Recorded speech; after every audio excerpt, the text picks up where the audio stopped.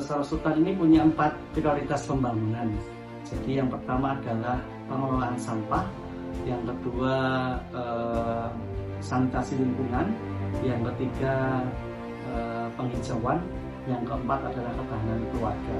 Jadi ada 4 prioritas itu, sehingga program-program yang dibuat berdasarkan 4 prioritas tersebut.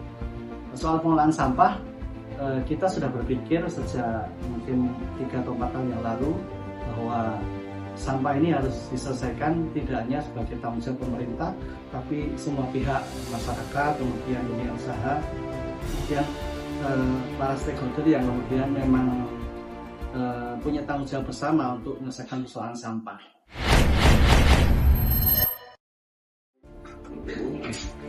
Oke, sebelumnya Assalamualaikum warahmatullahi wabarakatuh, Bapak. Perkenalkan, kami dari kelompok 1 mata kuliah Komunikasi Politik dari Prodi Ilmu Komunikasi, Fakultas Sastra Budaya dan Komunikasi Universitas Madalan. Di sini kepentingan kita dan bertujuan untuk membuat video profile atau branding di Kelurahan Sorosutan, Yogyakarta. Nah, di sini mungkin yang pertama kita harus mengenal dulu nih siapa sih sosok yang menjadi pemimpin di Kelurahan Sorosutan. Jadi kalau boleh tahu, pertama-tama Bapak dengan siapa dan udah berapa lama menjabat di sini? Baik, terima kasih teman-teman dari kelompok 1 UAS mata kuliah Komunikasi Politik dari UAD, Prodi Ilmu Komunikasi, Fakultas Sastra Budaya dan Komunikasi. Terima kasih siang hari ini telah berkunjung ke Kelurahan Sorosutan. Nama saya Muhammad Yusuf Asmi, SSDPNUP Kelurahan Sorosutan, bertugas di Kelurahan Sorosutan sejak 25 Agustus 2020 hingga sekarang di tanggal 18 Juli 2025. Jadi hampir 5 tahun ya. So tanggal 25 Agustus 2025 sudah 5 tahun. Kemudian Sorosutan ini salah satu kelurahan dari 45 kelurahan di kota Yogyakarta. Terus di sini kita kan lihatnya ya Pak, kalau di kabupaten sama di kota ini bedanya, kabupaten kan biasanya kepala desa. Nah, sedangkan di kota ini kelurahan. Apa sih Pak yang menjadi pembeda dari kepala desa atau kelurahan ini? Kalau di kabupaten, khususnya di DIY ini memang penyebutan kepala desa itu sama saja dari kota maupun kabupaten, sama-sama lurah. Hanya penyebutan nomenklatur kelurahan di desa itu namanya kalurahan, sedang di kota kelurahan. Kemudian bedanya kalau di kabupaten itu lurahnya adalah lurah yang hasil dari pilihan politik, artinya mereka dipilih oleh masyarakat secara langsung di kalurahan setempat.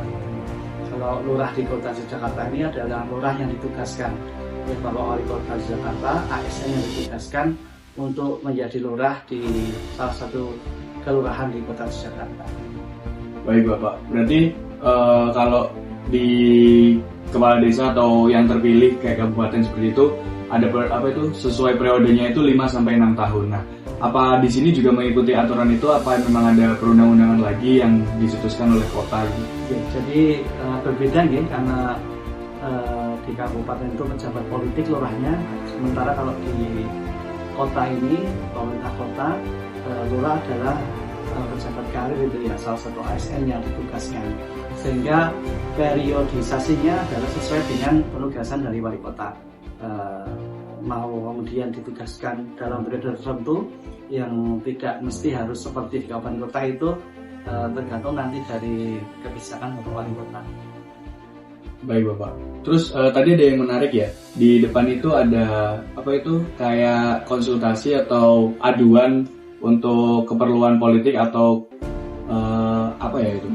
hukum ya. Jadi itu program kerja yang menurut saya lumayan ada juga ternyata di Sorosutan ini. Nah, itu bisa mungkin pemahamannya gimana tuh Pak untuk masyarakatnya itu? Oke, jadi memang Kementerian Hukum melalui BPHN, Badan Pembinaan Hukum Nasional itu menyelenggarakan namanya Peacemaker Training gitu ya, untuk melahirkan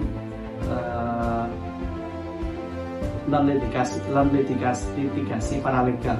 Jadi lurah itu berperan untuk ikut secara aktif menyelesaikan persoalan-persoalan hukum khususnya yang non litigasi di tingkat kelurahan, sehingga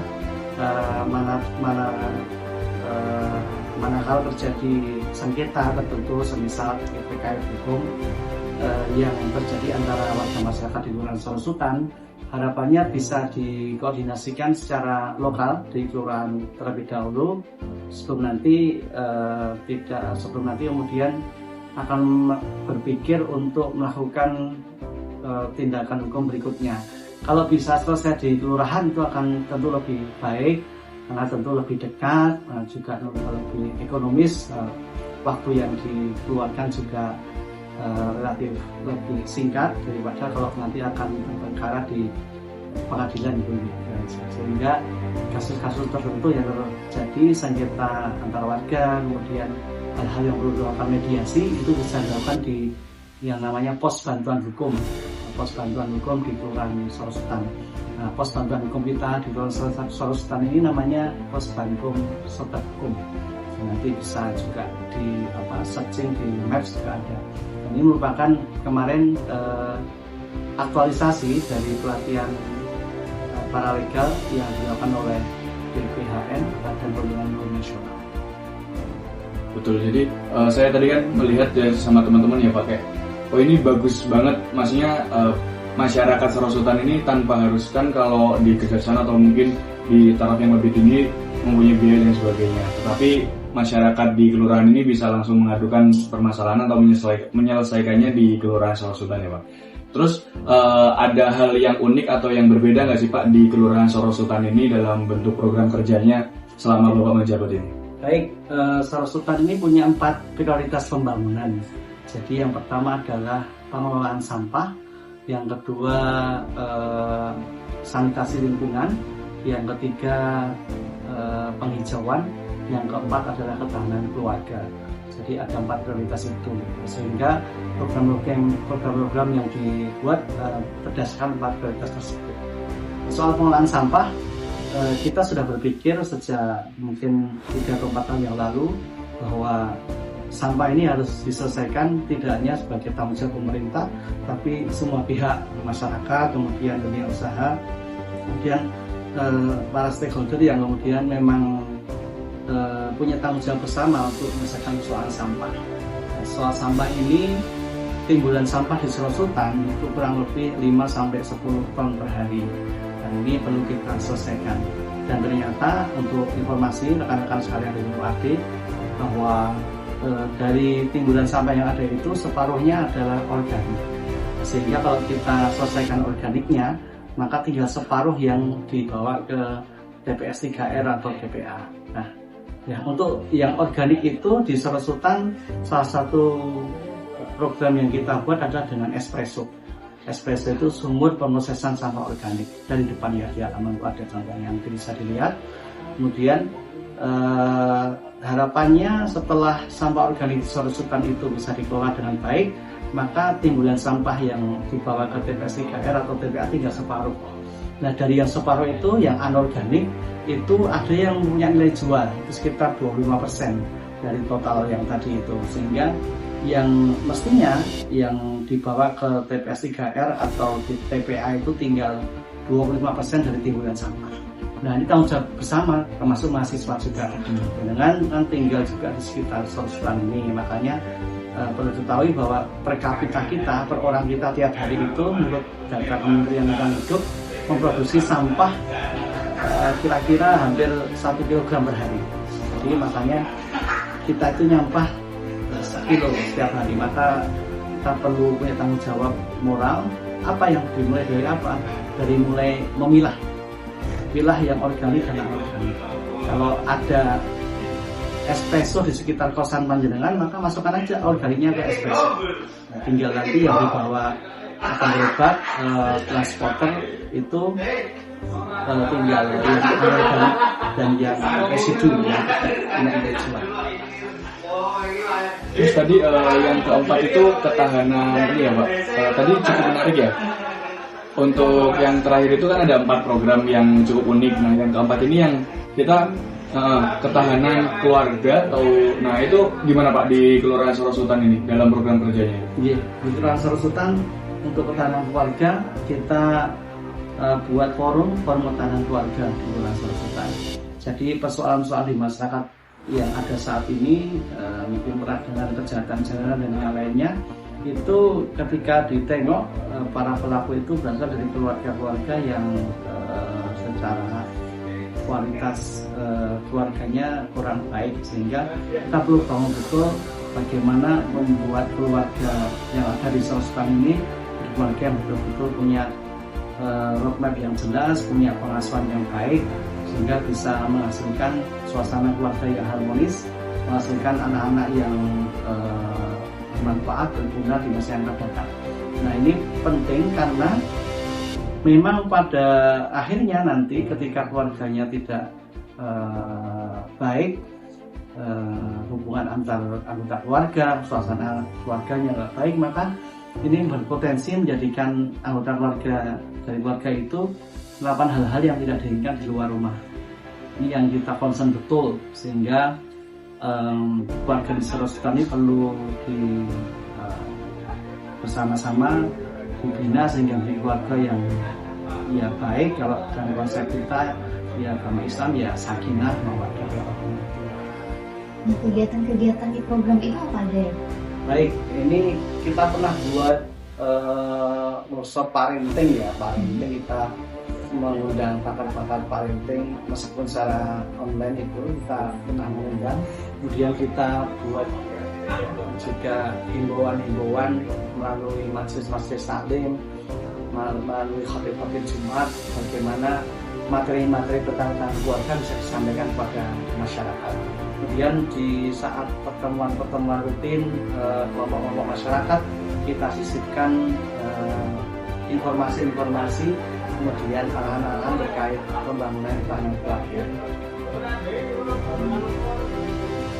Terus di sini ya Pak, misal tadi maksudnya parenting, jadi kan kalau untuk dilakukan di Sorosutannya mungkin juga membutuhkan waktu yang terbatas ya Pak. Jadi programnya itu malah langsung ke khotib-khotib Jumatan atau mungkin ke beberapa acara-acara yang emang warganya itu kumpul di situ. Jadi masif ya Pak, banyak kegiatannya. Kalau mau tanya dulu Pak, Sorosutan ini terdiri dari beberapa RT dan RW ya? Ya, Sorosutan itu terdiri dari 2 kampung, kemudian 18 RW dan 70 RT. Kampungnya itu Kampung Sorosutan dan Kampung Mutian. Kampung Sorosutan ada 10 RW, Kampung Mutian ada 8 RW.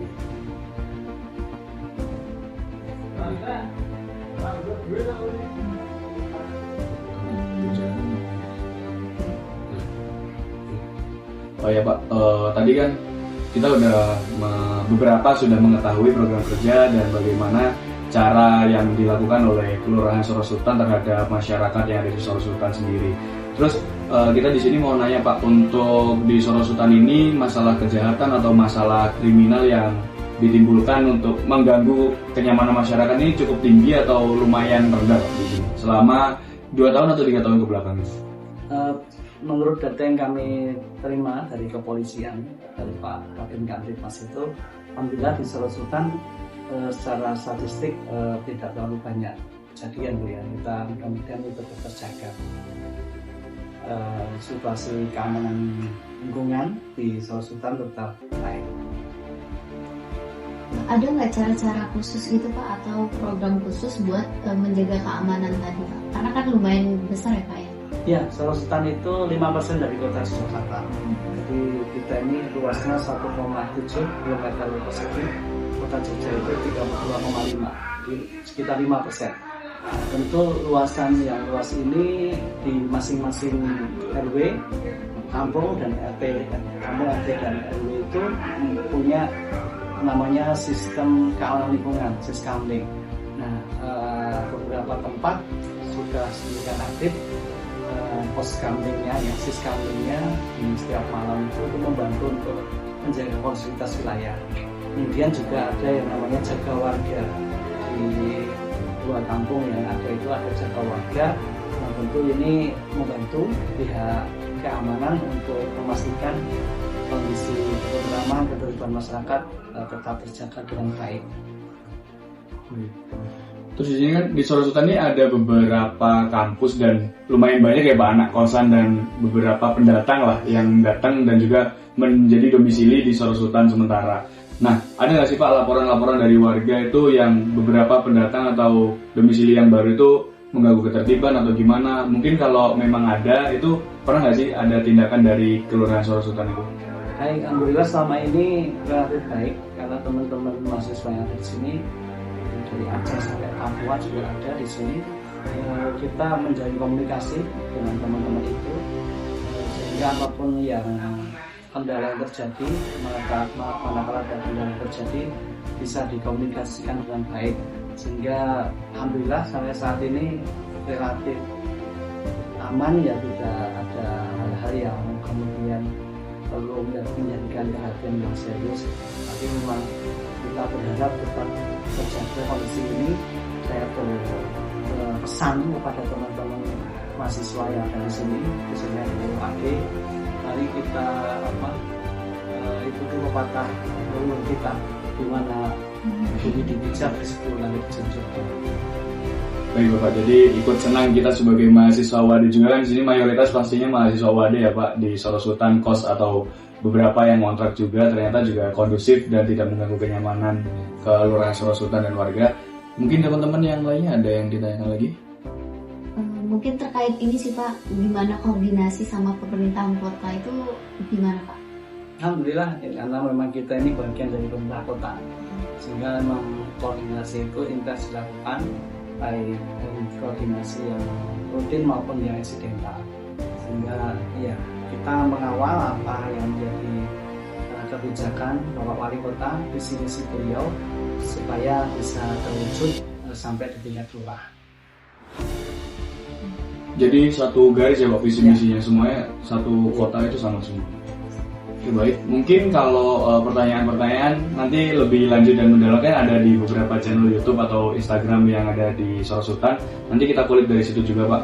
Sebelumnya terima kasih sudah menerima kami dengan baik, bisa kami jadikan narasumber dengan baik. Jadi mungkin cukup sekian ya wawancara pada siang hari ini. Terima kasih banyak dan terima kasih juga sudah menerima teman-teman mahasiswa untuk tinggal atau domisili sementara di Sorosutan. Ya, terima kasih buat teman-teman UAD kelompok 1 UAS mata kuliah komunikasi politik yang sudah main di sini. Jangan sungkan kembali ke sini untuk ya sekedar mampir, mungkin bisa banyak yang bisa diskusikan, dan kami juga bangga teman-teman memilih Yogyakarta sebagai tempat studi. Mudah-mudahan bisa menuntut ilmu dengan baik di Yogyakarta, nanti lulus sesuai dengan harapan orang tua. Mau tetap di Jogja tidak mengapa, meskipun kembali ke tempat asal nanti tentu Yogyakarta tetap ada di hati. Baik, terima kasih Bapak. Jadi untuk teman-teman mahasiswa semua Ilkomas, semoga bisa ikut menjaga kenyamanan di mana tempat Anda bertinggal. Jangan melupakan pepatah di mana bumi dipijak di langit, di situ langit dijunjung. Jadi semuanya tetap menjaga kondisivitas di mana Anda bertempat. Wassalamualaikum warahmatullahi wabarakatuh. Waalaikumsalam.